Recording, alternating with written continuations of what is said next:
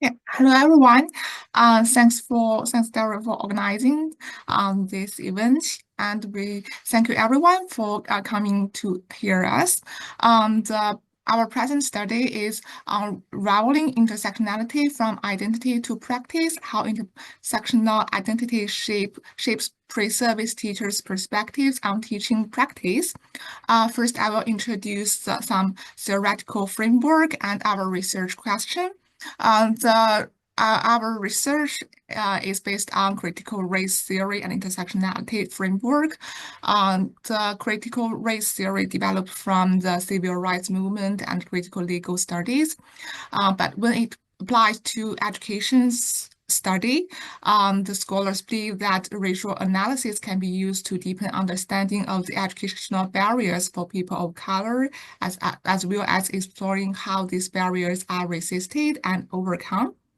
Um, and it also focuses on intersectionality of other subordinations, including gender, class, and other forms of oppression.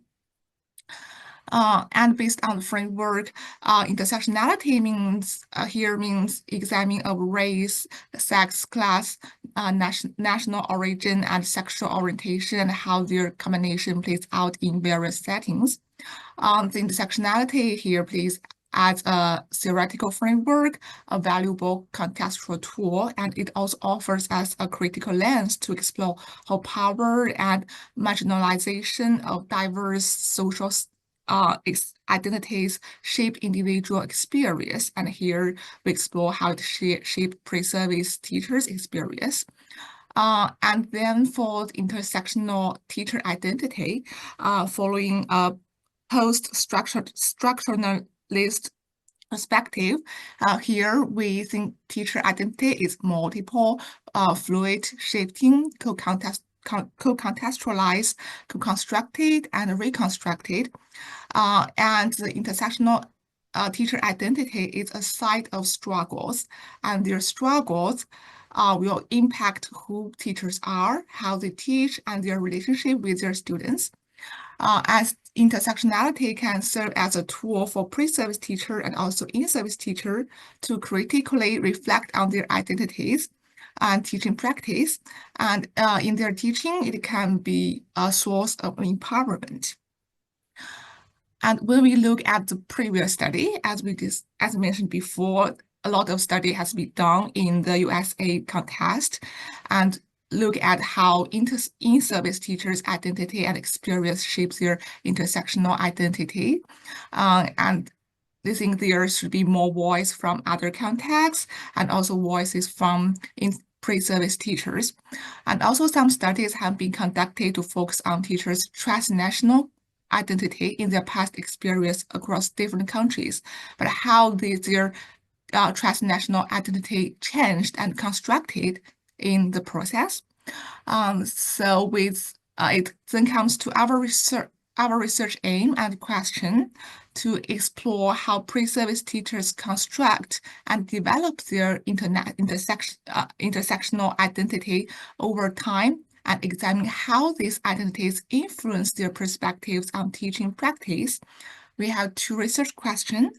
The first one is, how do pre-service teachers construct their intersectional identities, and how do these identities evolve over time, if at all? And the second one is, how does their intersectional identity shape their perspectives on teaching practices? And then it comes to the research methods. Thank you, Jiaqi. And now we'd like to tell you something about our context, our participant, and our research methods. So our research conducted an interpretivist study, which was conducted in the UK within a culturally and linguistically diverse educational environment. And actually, our project is part of a larger project on pre-service teachers' identity construction, which was conducted from January to September 2023. And as to our participants, we just choose one case study who is from China and who is also cisgender lesbian woman from a small town in Tibet. And actually, this participant is from a working class background who was previously awarded the prestigious scholarship to pursue a master's degree in the UK, and her previous background was an English major. As to our method, we conducted a case study approach, as I mentioned before, and we tried to apply semi-structured interviews, non-participatory classroom observations, and art-based visual methods. And through this triangulation of method, we would like to get a nuanced understanding of the participants' intersectional identity construction. So the data were analyzed using thematic and multimodal analysis. And now we would like to say something about our researchers' positionality and identities. Here we acknowledge our positionalities and recognize that our identity influenced both the data interpretation and the positive outcomes, as our insider status and connection to the pedagogy may have shaped our findings. So here we would like to reflect something that author 1 and 2 who are from East Asia Chinese were cisgender straight female international PhD student from China in language education with relevant experience. And author 3, who is also from East Asia Chinese, was a lesbian cisgender female international PhD student as well from China in language education with relevant experience. Here, author 3 openly shared with her about her LGBTQ plus identity and transnational teaching experiences. So for this reason, the collaboration between author 1, 2, and 3 allowed for multiple perspectives on the data, and this reflexive engagement ensured greater transparency in how the factors shape the study's conclusions. And now, Qianyu will share something about the research findings. Yeah, so now through data analysis, we have identified 3 major themes. The first theme is the tensions at the intersection of gender and sexual orientation. The participant perceives herself as an LGBTQ plus inclusion bridge builder teacher. And the second theme is tensions at the intersection of race and linguistic status. The participant perceives herself as a multilingual, multicultural LGBTQ plus teacher. And the last thing is tensions and the intersection of socio-economic status and power structures. The participant sees herself as a rural revolutionary LGBTQ plus teacher. And additionally, we also identified the transitions of participant intersectional identity. So the main trend is from leaving the shadows to an open-mindedness, transformational leader. And we also identified driving by participants' intersectional identities. We have seen how her perception of future teacher practice and strategies when she back to China as an English teacher. And I am afraid I cannot go into each themes in very details. So here I gonna just show the data of the first theme, and I'm gonna just skim through the second theme, the third theme. So the first one is tensions and intersection of gender and sexual orientation. And the participant see herself as a LGBTQ plus inclusion bridge builder teacher. And so in the beginning, in the interviews, the participant highlighted her visibility and invisibility of her sexual orientation and gender in her marginalized experiences. And those experiences actually was influenced by the constructed stereotypes of women in China. And at first, she was quite ambivalent about speaking out in China. So in this interview extract, she mentioned that she actually never dared to tell her parents, teachers, or friends that she is actually a lesbian. And also in China, she also stressed she's facing lots of societal pressure on women, such as getting married and having children. So she feel quite objectified. And also, she also overheard her parents and teachers saying some weird things about LGBTQ plus communities and individuals, calling them strange, crazy. So all of those things led to her quite reluctant to disclose her intersectional identity. So in the beginning, she has a hidden intersectional identity. And as time goes by, I observed a writing practice from her learning diary. So it was the first page of her learning diary, and it was LGBTQ reflection of herself. So the participants said this writing practice to draw after she's actually settled in the UK.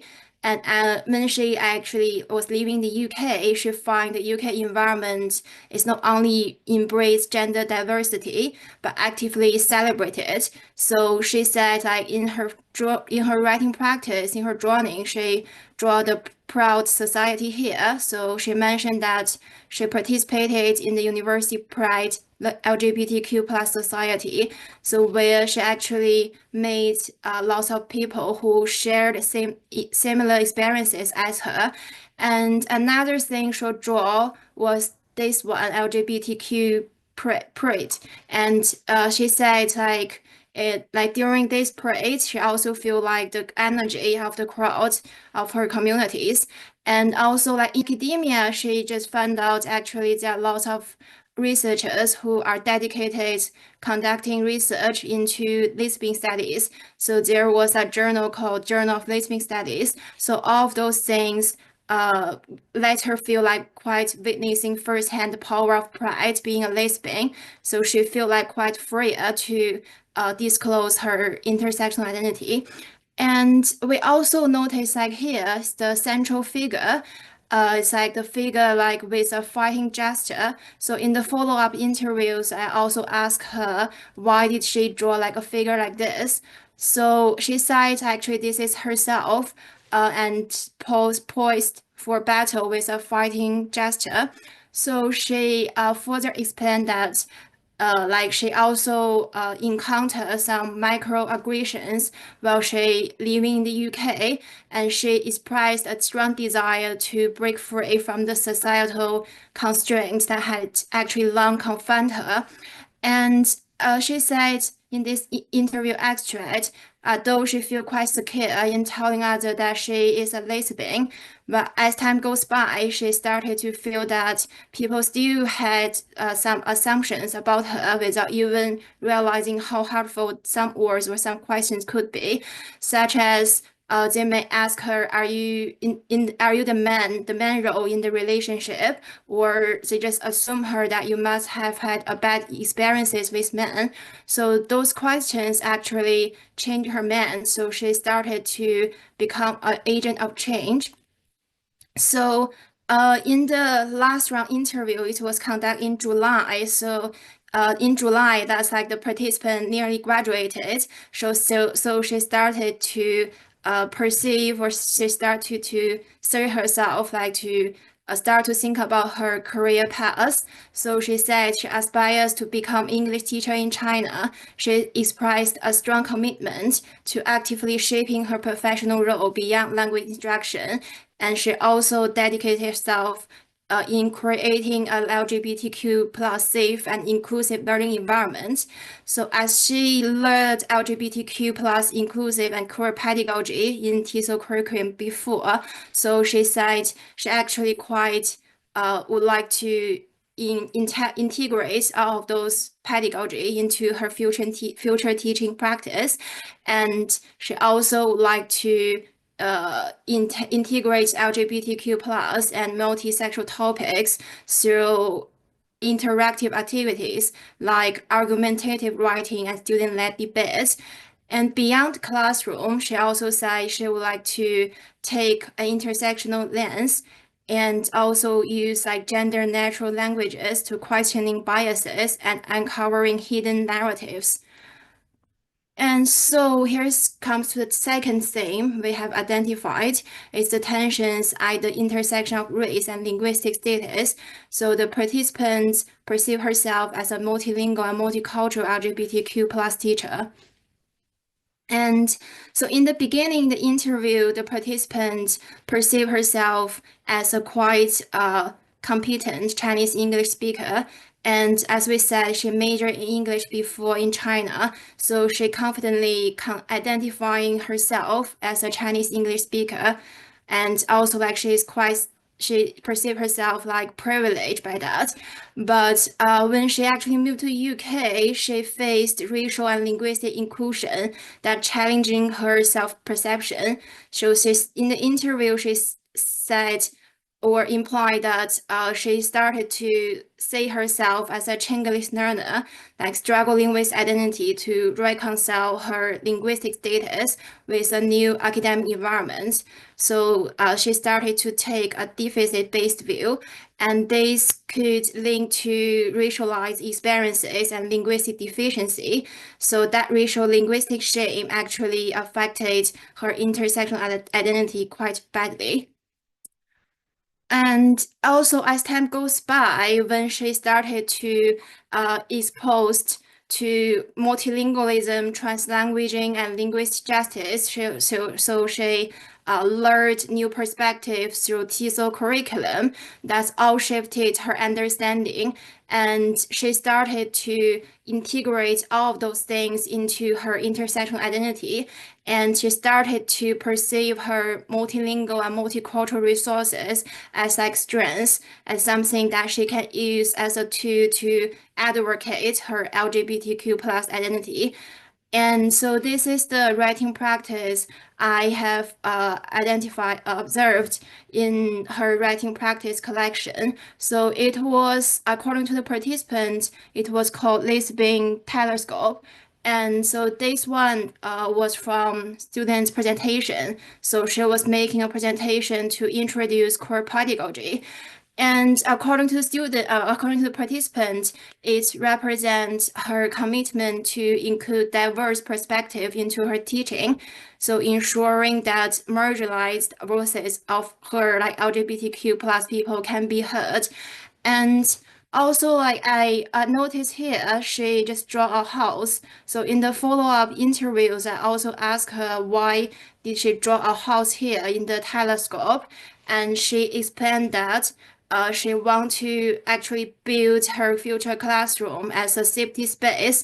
So it's built on multicultural and multilingual resources. So she hopes that LGBTQ plus or just everyone, every student in her future classroom, especially those like from diverse linguistic and cultural backgrounds, can feel emotionally safe and valued. So this is also inspires her professional disposition.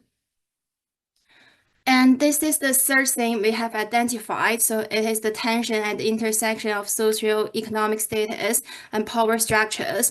The participant sees herself as a rural revolutionary LGBTQ plus teacher.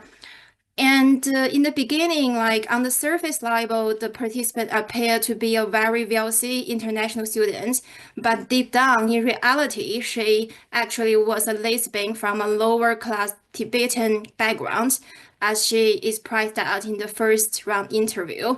And despite earning a scholarship studying in the UK, she still faced systemic barriers due to her limited educational and economic opportunities. So in the interviews, she expressed some challenges she faced, such as microaggressions. So it's due to class-based inclusion in LGBTQ plus spaces. So for instance, she mentioned that when she joined the university LGBTQ plus society, some of the events the society held was actually quite expensive, so she couldn't really afford it. So she couldn't join. So that's actually led her to feel like quite marginalized. And also she mentioned some intersectional struggles in terms of balancing economic hardship and her LGBTQ plus identity. And while studying in the UK, she also tried to seek inclusion, but she also said lots of difficulties when actually she actually find very difficult to truly like establish such supportive networks. And this is like the writing practice I have observed. This is her writing her essay draft. So in this essay draft, the participant described her lab experiences and envisioned her future teaching practice when she back to China as an English teacher. So she said this demonstrated her professional disposition. Like she said, she want to bridge education at rural areas specifically, since like she came from there, and she also advocates for LGBTQ plus awareness and inclusion. She also dedicated herself to like building LGBTQ plus community and want to advocate educational equity. So our paper is still in the drafting and writing up stage. So we would like to appreciate any questions or comments. Thank you very much for listening.